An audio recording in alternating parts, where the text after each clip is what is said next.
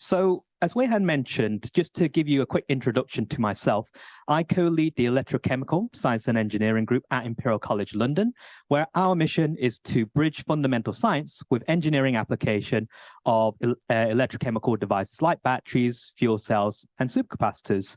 So today I'll be talking mostly about the work that we do on lithium-ion batteries, which spans diagnostic techniques, thermal management, control, and so on. But we also apply this to hydrogen fuel cells, supercapacitors, and so on. And underpinning all of these activities, we do a lot of microstructural characterization of batteries and these energy devices, modeling, which I'll focus a lot on today, machine learning, that will a lot of people talked about, and manufacturing as well. But that's just to give you a quick snapshot of what we do in general. So I think the question that everyone's trying to answer is, how do we make better batteries? And the reality is there's no one-size-fits-all solution. First of all, there's a lot of discussion around the chemistry. And arguably, this is the theoretical limit to which you can get your performance. There's no point in optimizing a chemistry which doesn't have a theoretical performance at which you need. So that's going to be our first consideration. And we've seen loads of innovations in lithium-rich chemistries, nickel-rich chemistries, solid-state batteries, and so on. And that's really important, but that provides us with our fundamental limit of what we can achieve. Next thing is, once we've got our chemistry of choice, the microstructure really defines the performance and lifetime of the cell. So is it a power-orientated cell? Is it an energy-orientated cell? Is it polycrystalline or single crystal, which might define some of the mechanical durability aspects of that technology? Scaling up even more, we have many millions of these particles within an individual battery, and we have different form factors from cylindrical cells to pouch cells to prismatics, each with their own pros and cons. The interesting thing that I've seen in industry is that we're getting to quite substantial battery sizes. So I think I saw recently a 300 ampere hour prismatic cell, which for us as a university is starting to become quite scary if things go wrong. And then finally, we want to take these individual battery cells and connect them into practical systems. So a battery pack doesn't contain a single cell. It contains many in series and parallel to get the ideal capacity and voltage that you need. And the reality is, it's a multi-length scale problem where we need to consider all of these things. An interesting anecdote that I like to tell as well is that I had a colleague once who wrote a proposal. They subsequently wrote won the proposal where they said they would make a battery with this energy density, this power density, and this lifetime. And after they got the funding, they said, but I never said it was in the same device. And I think that's really important because it's quite easy to make a battery which has a really high energy density, but really poor lifetime, and vice versa. But the reality is what we need right now are energy storage technologies, which has this combination of lifetime, power, energy, and so on. So in that respect, one of the things that limits the deployment of these new technologies is the degradation mechanism. And I won't go into every single one, but I'll highlight maybe a few. Earlier, we heard some really interesting talks about how do we model the SCI, especially for new chemistries like silicon, where we are changing the materials and the mechanisms involved. So instead of intercalation, we have an alloying mechanism. Lithium plating as well, as we push the fast charging even further. And also particle cracking, which I'm going to focus on in this talk. So ultimately, there are too many things to talk about, but I'm actually a mechanical engineer who pretends to be an electrochemist, so I will talk about electrochemomechanics today. But the key thing to remember about battery degradation is that it depends on a range of factors, so temperature, current, state of charge, chemistry, and so on. So it's complex.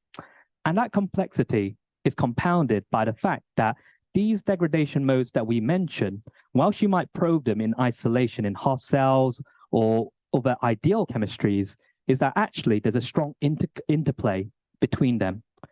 We often see studies in the academic literature where they talk about the differences of SEI growth and they compare different chemistries. But if you think about it, then they're all using graphite, but the cathode is different. So that tells you that there is a strong interconnection between the cathode and the anode as well, where you might get transition metal dissolution influencing the kinetics of how that SEI grows. And to compound that even more, in some scenarios, you get this behavior called path dependency, where depending on how you stress your battery, so you could have a high temperature calendar aging step followed by a high current cycling regime. So let's call that A and B, and that might give you a degradation path C. But A plus B doesn't always equal B plus A, if that makes sense. So the order that you do certain actions or stresses on your battery can be important in some scenarios. It's not always that case. Some batteries and some usage profiles aren't path dependent.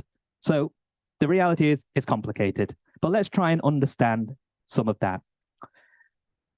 Oops. So this talk is on multi-scale modeling. So let's talk about how do we model a battery. So this is a cartoon that many of you will be familiar with our battery, where we've got a negative electrode or anode, which in reality, whilst we might assume is a single continuum of electrode, is made up of multiple phases. So you've got your active material, you've got your carbon additive, you've got electrolyte, you've got lots of things going on there. You've got your porous separator, and then similarly, you've got your transition metal oxide, cathode, and current collectors on each side, which again, we can assume as a continuum. But just to remember, in a lot of our continuum level modeling, that when you zoom down into it, the individual phases, there is a lot of nuance there. And we saw earlier with the SEI distributions, we can see with stresses later on that the distribution of binder compared to the active material can be really important. So as I mentioned earlier, I'm not going to show you everything, but I'm going to focus on a story around electrochemomechanics, which I think is quite interesting because I think there's been a lot of work done around lithium plating and so on, but maybe less so on particle cracking and how that actually influences battery behavior. So this diagram here shows you a cross-section of a battery which was cycled at a very high C rate. And what you can see, because of the fact that as you intercalate and deintercalate your materials, you actually get an expansion and contraction, roughly 10% in graphite and maybe 3 or 4% in your transition metal oxide, depending on what chemistry it is.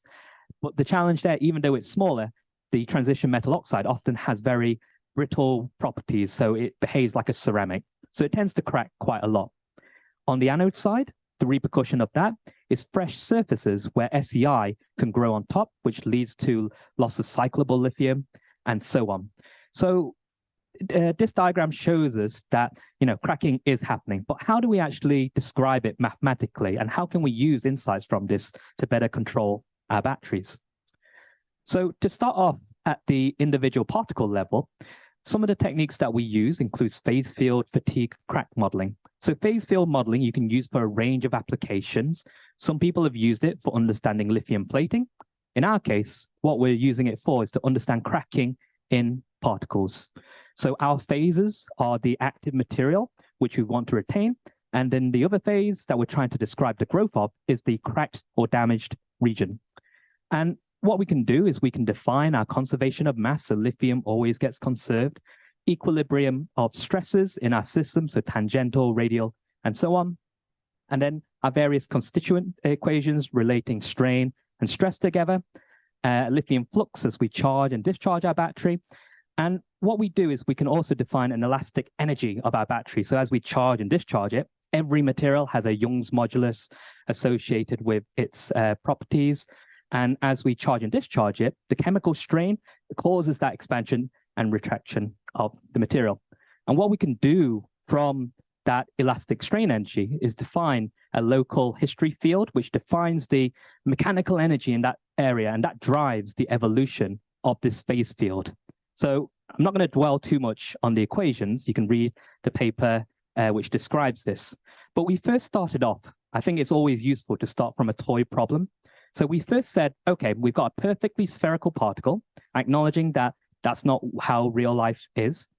And we started off by introducing a crack into that structure, and we cycled it 50 times in silico. And you can see here the concentration distributions and the hydraulic stress of that particle. And what you can see here, first of all, is around the crack tip, you generally get some regions of high stress due to the geometry that's introduced. So it's a stress concentrator. And the repercussion is that over time, as you charge and discharge your battery, that crack will propagate into the center, and you can get separation of the particles. So people often talk about island formation or loss of electrical contact from your active material. And these phase field models can help us describe that and the mechanisms behind it in terms of how the accumulation of stress drives this crack growth and how that crack can get arrested as you get closer and closer to the center of that particle. But obviously, this is a nice colorful image. What does it actually tell us about the design of our system? So being a simulation, we can run lots of different scenarios. So in this case, we assume we have a 5 micron particle and then varied the C rate. The novelty in the work that we did is that we introduced fatigue into the material. So as you charge and discharge it, you have certain material properties like the fatigue strength of your material.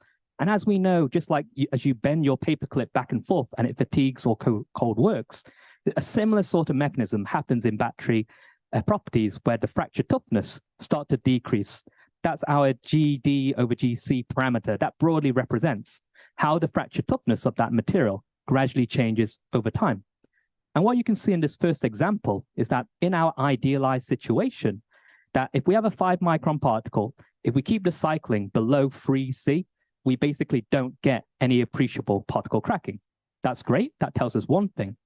And similarly, if we were to design the particles themselves, we can see that if we fixed at a C rate, operational C rate of 2C, then essentially below about 6 microns, you don't really get any appreciable cracking.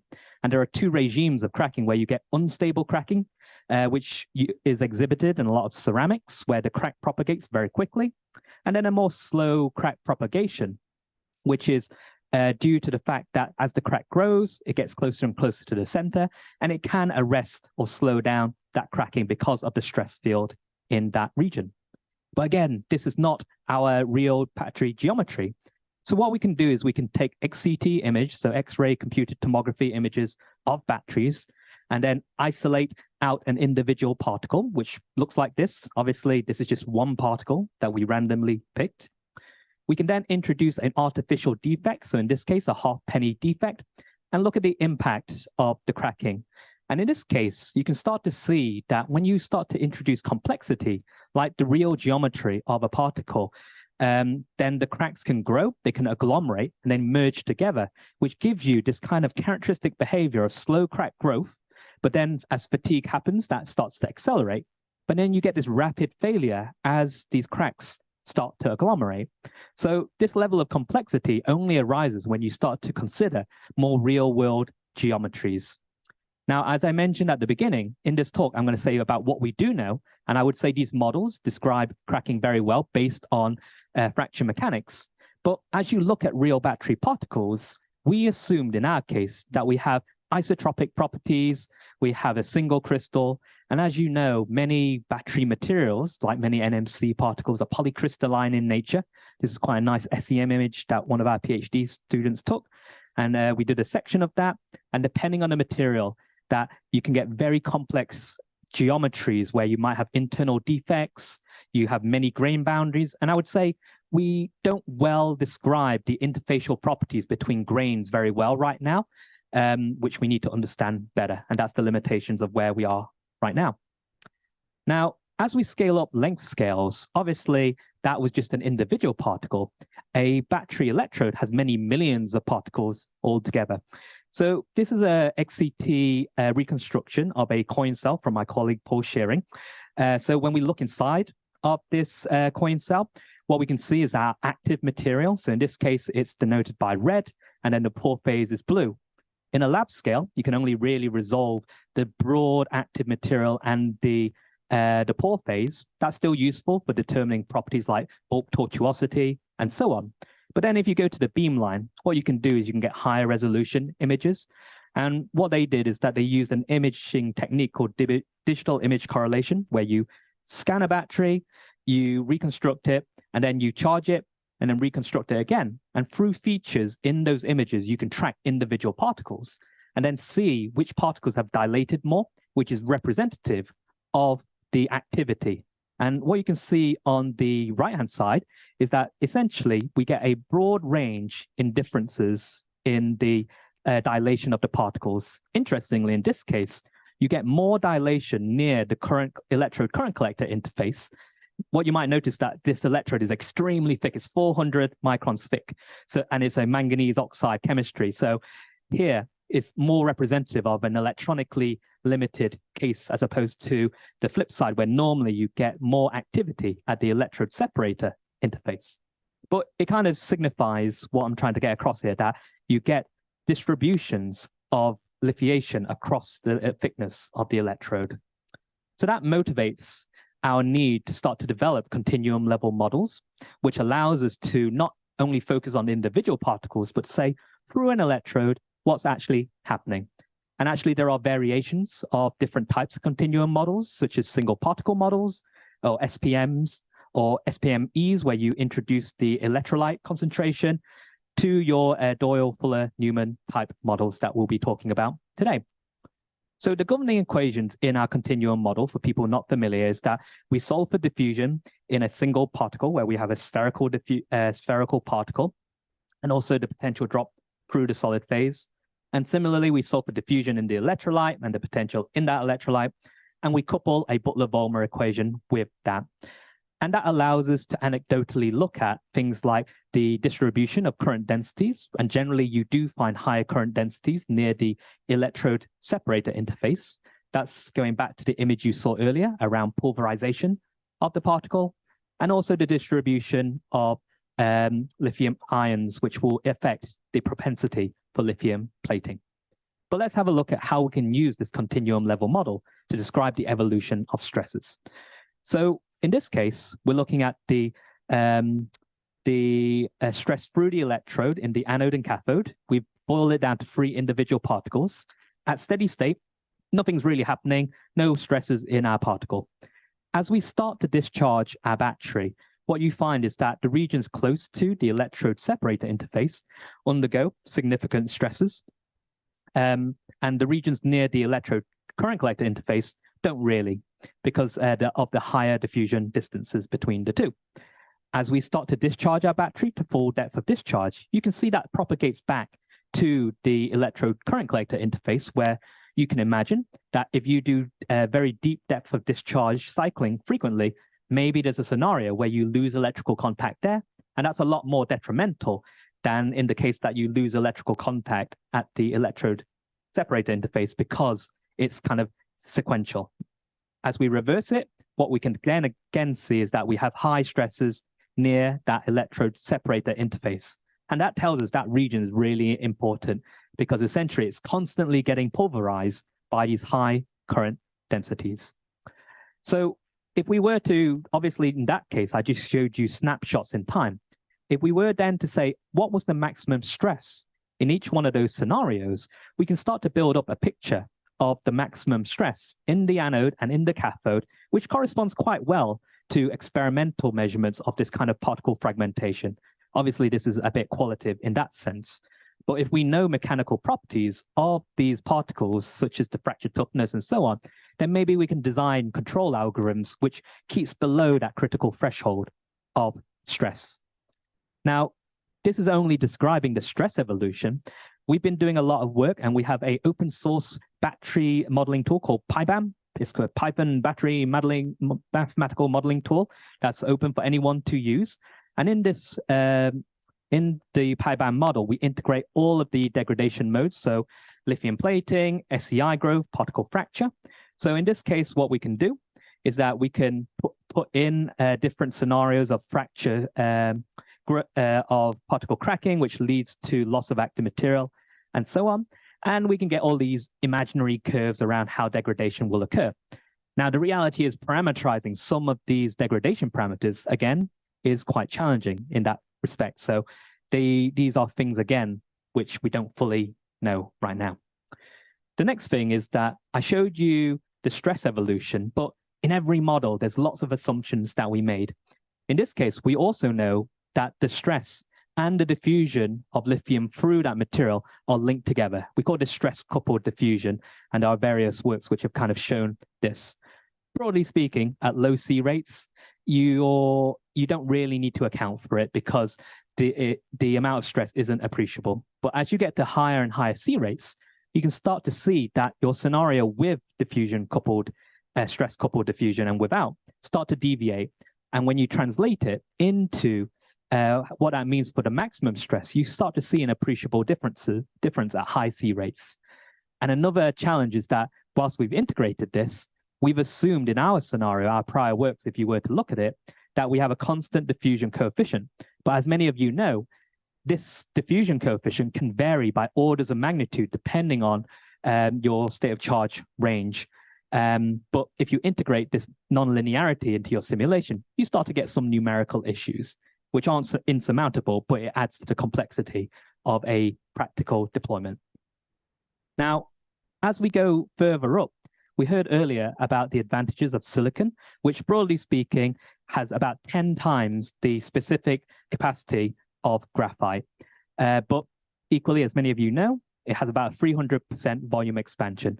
And what you see in this X-ray radiograph, so just a 2D image, is just some silicon that we coated onto a copper tip, and then we lithiate it. And in this case, we can see a delamination of the silicon electrode from the current collector, which results in the inactivity of the resulting material. But the reality is most commercial batteries these days, whilst there are some exceptions, aren't actually using a pure silicon electrode.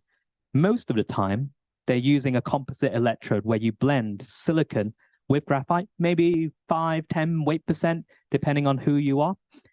Even in the graphite, it's not, you've got different types of graphite, so maybe a 50-50 blend of artificial and synthetic graphite. But there's a question about how does this composite electrode actually behave? Because the lifetime behavior of these composite electrodes is actually very different to pure graphite. And what we found through modeling, so what we did is that in our continuum model, we actually created 2 different Butler-Volmer equations for the graphite phase and the silicon phase. So they can actually behave independent of each other. We don't assume it's just one continuum. There's actually 2 phases there. If we then look at the open circuit potential curve of graphite and silicon, we saw this earlier. Whilst graphite does have a hysteresis, I've just simplified it to this black curve here. And silicon has this quite large hysteresis, which arises partly through stresses, partly through the different phases, so the amorphous and the crystalline silicon phases. And because naturally they will be at isopotential when you blend them together, i.e. they have the same potential, that actually changes their activity. So on the middle plot, what you can see is that as we delithiate the battery, we have maybe 1C discharge, but that 1C is not evenly distributed between the graphite and the silicon phase. What you find is that the graphite at maybe 100 to 80% state of charge is actually doing most of the work. So if you cycle within that regime, your silicon is actually relatively inactive. Now, once you get to that bottom 10% or 20% state of charge, because you've fully delithiated your graphite and the shape of the open circuit voltage curve, suddenly the activity of your silicon phase increases. So the current density you might think is 1C, but actually it's like 5C. And that's actually very detrimental for your silicon. So we can map that in space and time. So in this plot, we show both the graphite phase and the silicon phase as a function of distribution through the electrode and through time as well. So again, you can see that graphite initially has a high stress near the electrode separator interface, but that propagates later to the electrode current collector interface. But you also see that silicon, once you use that bottom 10, 20% state of charge, starts to become very active. And this aligns very well with experimental data. So this was cycling data from LGM50 cell, which has a graphite silicon anode. And in this case, on the left-hand side of the stacked bar chart, you can see a 0 to 30% state of charge cycling regime over various temperatures. That's what the colors represent. And over 100 and 0% state of charge range. And what you see is that in the 0 to 30, the loss of active material in your silicon phase is dramatically higher there, and it's very temperature dependent, where high temperatures give you terrible loss of silicon. So that tells us that the silicon is very reactive at those low phases. And if we look further into this problem, we can use our models to describe both the volume change of the battery, but then we can start to see how the C rates or the stresses vary with C rate and temperature. So in this scenario, we're varying the temperature of our graphite silicon composite. And we can see, as you would expect, that at higher temperatures, we get lower stresses because your concentration gradients are less. That we know already. However, you get some other interesting behavior that as you increase your C rate, actually the graphite stress goes up, which you would expect because larger concentration gradients, but actually the stress in the silicon drops. So you might think, why is that? And the reality is because the silicon is only active at that very low state of charge range, and at the high C rates, your overpotential is larger. You're actually not really using the silicon that much. So it's important to understand these kind of linkages in these composite systems. Now, as we go even higher up in length scale, we have thermal gradients across each individual layer of our electrode. We made this rig, it's called the hamster cage. We spend lots of time thinking about names of rigs. So this stands for the Heat and Mass Transfer Experimental Rig for Controlled and Gauged Experiments. And what this rig does is that we can put a lithium-ion battery pouch cell in the middle, and most people put batteries into thermal chambers where the temperature is homogeneous. The reality is you might get thermal gradients in a practical system. So we use thermoelectric heaters and coolers, so Peltier elements, to control the thermal gradient. And what we did here is that you can see the distribution of the impedances as we increase the thermal gradient. And that's because of the fact that your battery is actually made up of multiple layers of batteries or individual batteries connected in parallel. And as we know, the charge transfer resistance of our battery follows an Arrhenius rate law equation. So if we oppose a linear thermal gradient, we're going to get a change in the impedance spectra where the average temperature doesn't mimic the thermal gradient one here. But as we scale up to battery packs, again, battery packs contain hundreds of cells in parallel. If we look at this toy problem where we've got 6 cells in parallel, we often have interconnection resistances, which actually can be quite appreciable depending on how you connect it. So if you use a wire bond, which is a tiny little wire bond between a cell and a bus bar, the resistances can be appreciable. So in this case, we have all of the cells, which are exactly the same, but you can see with these interconnection resistances, we get an uneven distribution of currents, which means that one cell is discharging at 4 amps compared to another, which is at 2, which is double the current. If we then had a bad cell, then actually the location of placing that bad cell is really important, that you can either exacerbate the problem or you can actually homogenize the problem. And when you look at what difference it makes in terms of, okay, maybe not so much at the low power regime, but at high power regimes, you start to see maybe a difference of maybe 10% accessible energy.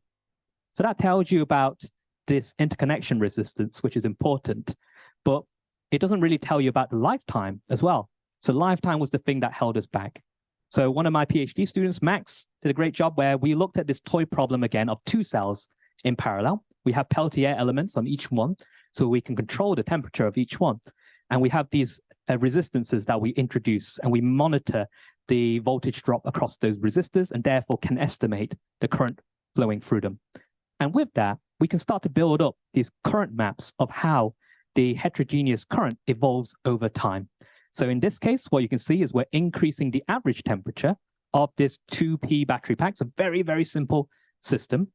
And what you see, first of all, is as you increase the temperature, the current heterogeneity increases. That makes sense because your internal resistance goes down with temperature. Your contact resistance doesn't really change. So the importance of that increases.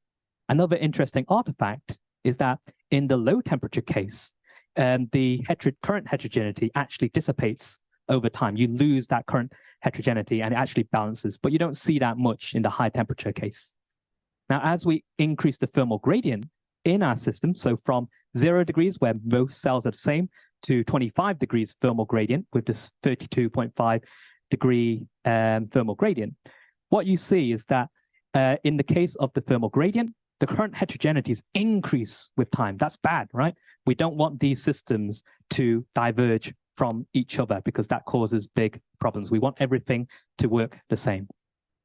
So there's lots of colors there, which maybe didn't render particularly well.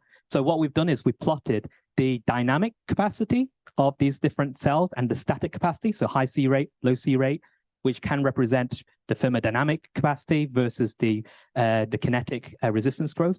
Nothing surprising here that essentially higher temperatures, you can access more of the capacity. Interestingly, if you look at the gradient, the lower temperature cells degrade faster. Now, if we look at only the 32 degrees cells, what you can see is that as we increase the thermal gradient, the degradation does increase. And broadly speaking, we identified two regimes of operation that people should be aware of. Convergent degradation, which is actually what we want. So in this scenario, one cell provides more of the current, maybe the particles get pulverized more and its resistance increases, which pushes the current to the other cell and it homogenizes the current distribution. That's great. But if you have a thermal gradient, what can actually happen is that you can get a divergent degradation mode like you saw earlier, where one cell just keeps providing more and more current over time. And the complexity here is the interplay between the resistance increase from SEI, which is mostly temperature driven, and the polarization increase you get from the cathode through particle cracking. And arguably particle cracking is not well described. And to kind of reinforce that idea, here you can see the EIS and the 0.05 second resistance and the 2-second resistance, which represents slow and fast processes. High temperature, you can see at end of life, resistance increases, not surprising, but both cells are pretty homogeneous in terms of their distributions. But as we decrease the temperature, the difference in the two cells in terms of impedance actually differs quite significantly. And when we do our degradation mode analysis, I'm going to speed up a bit because I think I've been lingering. Clearly, higher temperatures leads to an increase in loss of lithium inventory through growth of the SEI. We know that. But as we change our thermal gradients, we influence where the current goes, which can strongly influence particle cracking because it's very current dependent. And what we see is that the loss of active material in the cathode is strongly related to these factors. So what I'm trying to get across here is that actually in these highly parallel systems, in some cases, the cathode is the predominant polarization mechanism, and actually growth of the solid electrolyte interface on the cathode is poorly described in a lot of our models. So with all of that insight, the talk had something about digital twins in there. I think Wei Han already covered a lot of really interesting concepts and works in this area. So what I'm going to do is provide a bit of a perspective. So we recently had a perspective paper, which is our opportunity to just rant about things. So broadly speaking, I think it's good to start with a definition of what is a digital twin. And we define it as this real-time digital representation of a physical asset. And I think it allows you to make stochastic, optimal, asset-specific decisions, bit of a mouthful. So what this says is that as your battery ages, you should use it differently. Just like if you've broken your leg, you probably shouldn't run a marathon. You can still have this, but the key is that we're trying to move towards a probabilistic forecasting capability as opposed to deterministic. And we've heard people talk about battery passports, health certificates, and insurance applications, which are becoming increasingly important. So as value is associated with this data, can we make it immutable? We have some research on this, which is looking at using blockchain technology to make it immutable, but there's actually a lot of challenges with doing that. You don't want to put all your time series data on it, because when you're putting stuff onto the blockchain, there's this concept of gas, which is each transaction contains a certain amount of cost associated with it. So if you're constantly putting everything onto it, it's not practical. So one thing to leave the audience with is, I think we went through a period of collect loads of data and it's fine. But actually, when you collect terabytes worth of data, there is a not insurmountable cost associated with its storage and its processing. So I would encourage people to think about not just collecting loads of data, but what can you distill from that in terms of metrics and track it. So we had another perspective paper where we were ranting about stuff, about different types of models. And if we think about our data-driven machine learning models and physics-based models, each has its pros and cons. You could argue the physics-based models that I've shown you before, they're great in terms of we've described stresses, physically relevant processes. You can interpret the results, and you can make complex predictions about putting in different load profiles and getting an output.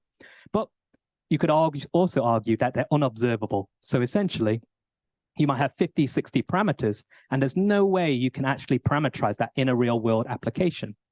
And alongside, there's unknown physics, such as the CEI growth, limited adaptability to other systems as well. Whereas, data-driven approaches, they can be quite flexible, depending on the technique that you use, if it's non-parametric or whatnot.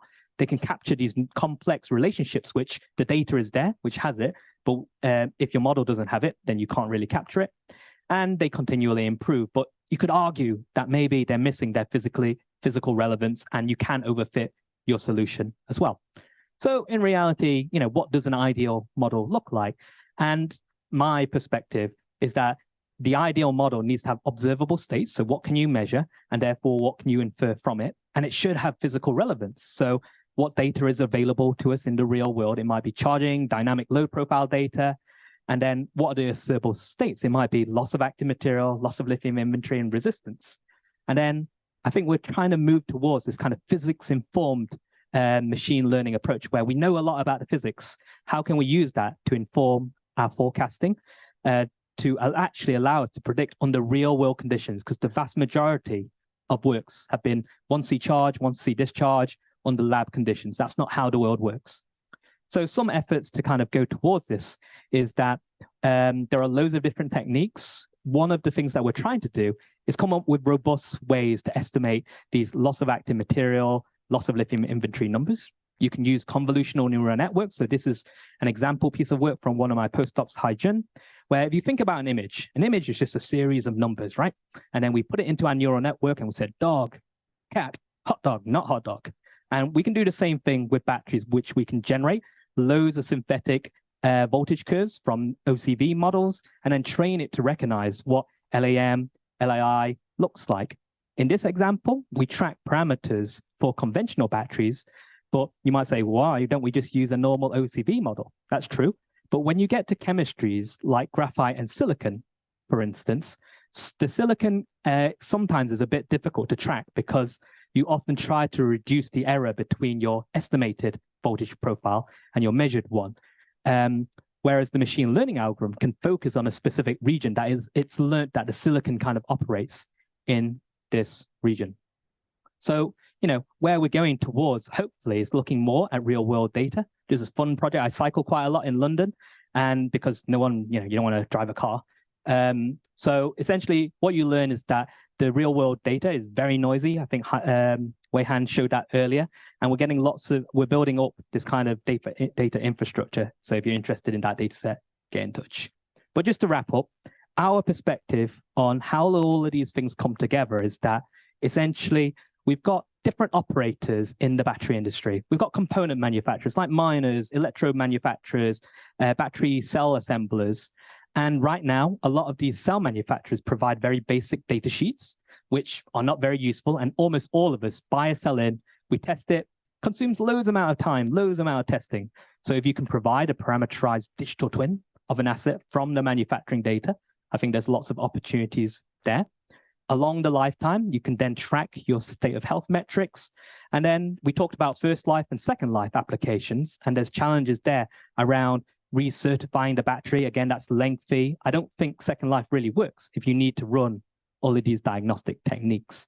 So there's an opportunity to pass data in a confidential way that respects people's intellectual properties. And then again, that can go to the recycling process, and we want to loop that back together. And our hope is that we can aggregate all this data so we can start to see how minutiae detail, such as changes in the electrolyte formulation, propagate into some of these later lifetime solutions. But it requires this kind of holistic approach. So to conclude, I think I overran a little bit, but hopefully it's not too bad. Multi-scale modeling allows you to kind of propagate these kind of atomistic or particle level nuances into system level considerations. And these degradation modes are very coupled in linear and nonlinear ways. I focused on mechanical fracture as a mechanical engineer, which I think is still poorly understood. We can start to use tools like phase field modeling to understand fracture properties and non-idealized geometries to engineer better particles. But as you go and increase the length scales, heterogeneous performance in the electrodes are something to worry about, which will be increasingly important in thick electrodes. Composite electrodes add even more complexity as you have two different phases and the silicon is not always active throughout.